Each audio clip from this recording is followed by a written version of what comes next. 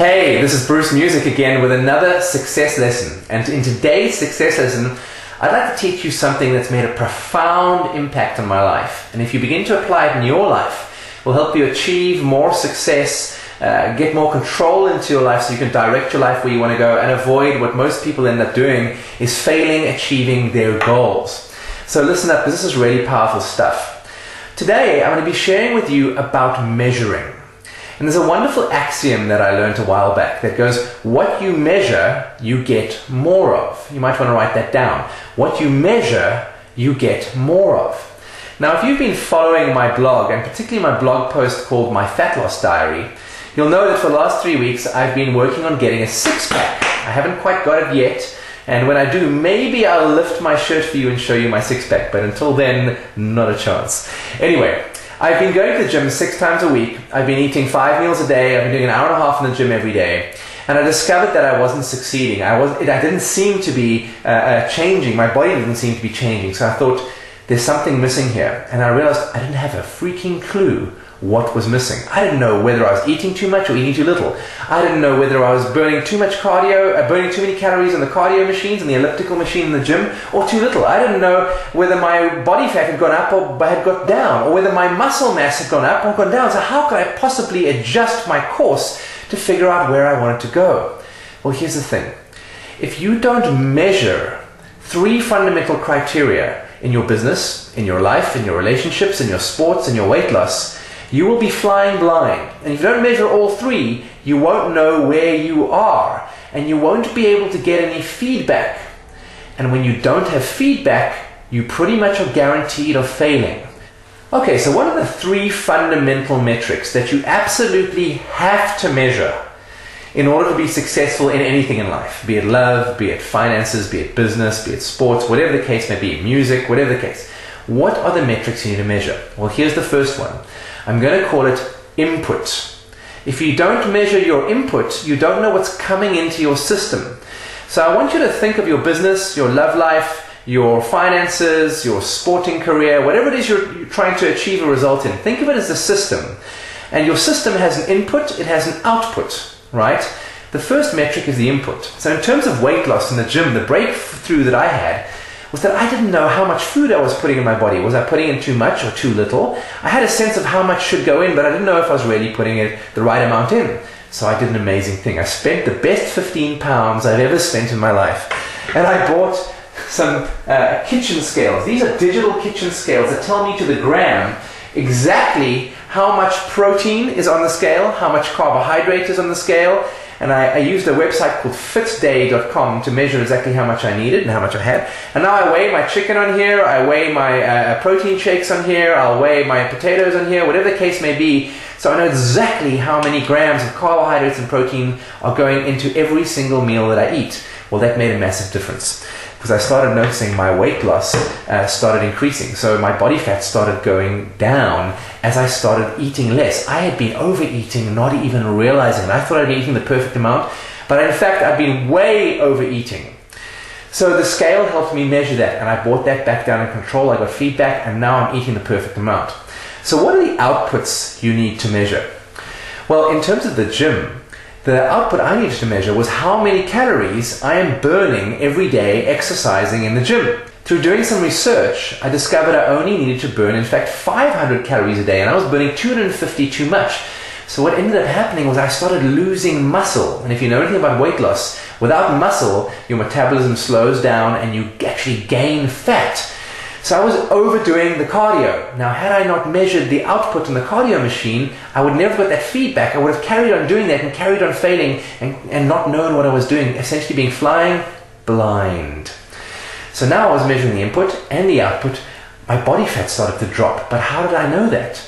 Well, I started measuring the final result. And that's going to be your third metric, is what's the final result and how can you measure that?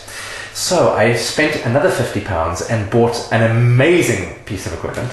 And this is a pair of, well, I don't say a pair, this is a Tinnitus body fat percentage scale. So not only does this little puppy measure my weight, this little guy measures my body fat percentage. It measures the amount of kilograms of muscle in my body and the amount of water in my body. All the information I need to know to track whether or not I'm achieving my goal.